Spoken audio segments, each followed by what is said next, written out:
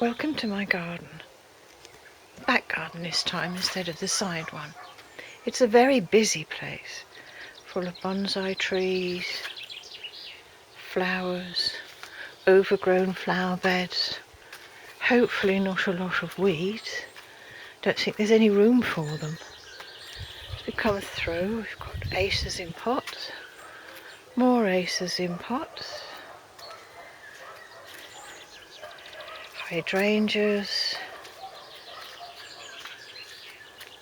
a second set of bonsai trees, which I've been growing for the last 30, nearly 40 years, and which are all hardy and live outside the whole year round. If I were to bring them inside, then they would die. One of my favourites is this larch, which actually has small cones growing on it, despite the fact that it's probably only just about a foot tall.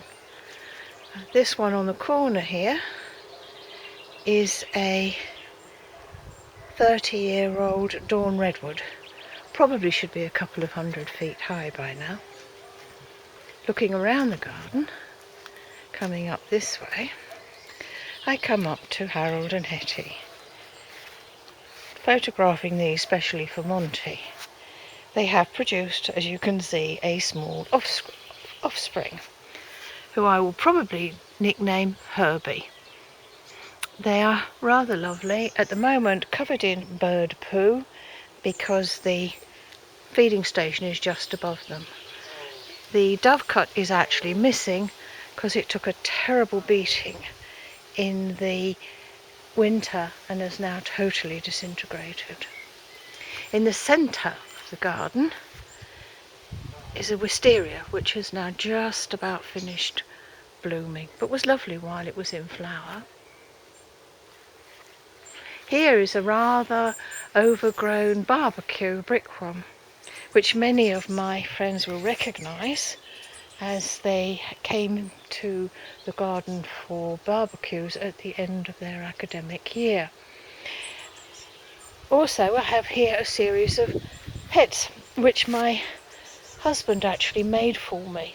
All three were made by him and specifically to go into the garden.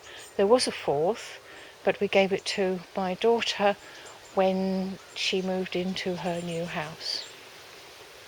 There's a garden bonsai on the corner here, which has a rather magnificent trunk showing its age, and it's rather lovely. It should be a massive tree, but is probably only about 6 foot high, even though it's over 30 years old. I trim it back to 2 buds every year. Coming round this way,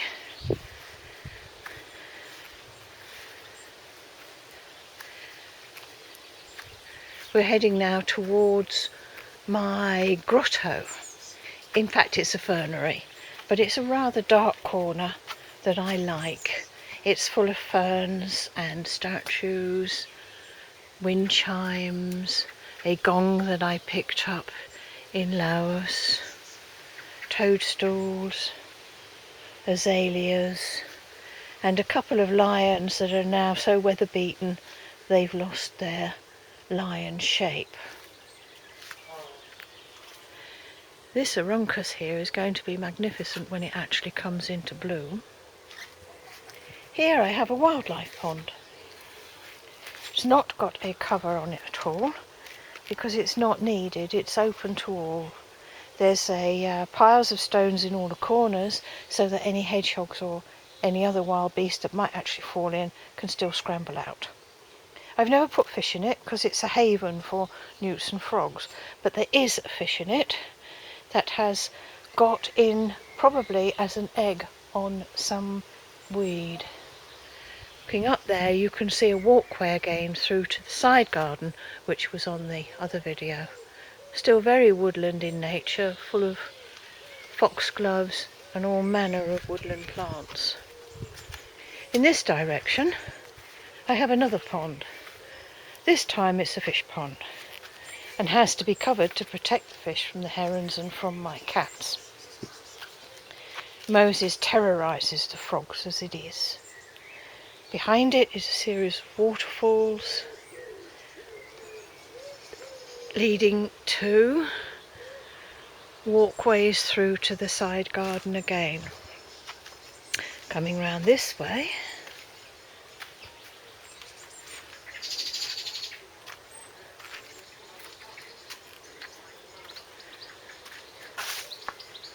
is a rather pretty area, leading again to the side area, but very woodland in nature. Quite surprising really, because Norfolk is not really noted for any trees other than the massive conifers of Thetford Forest. This side garden here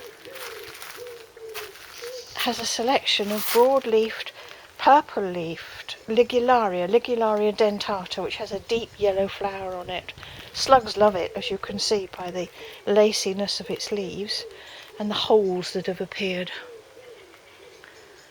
I like to sit in this part because I can see what's happening on the side there.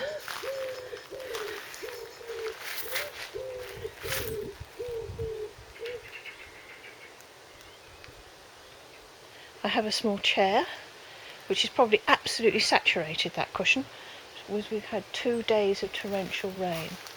Looking back over this way is a shed. If I didn't have so many garden tools, then I might turn it into a summer house. Or if I can persuade Mick to get rid of a lot of the rubbish in the garage, and I don't mean his car, then I can put some of it in there and still use it for a summer house, or he could use it properly as a workshop. At the moment it's a dumping ground. Quite pretty with the light on it.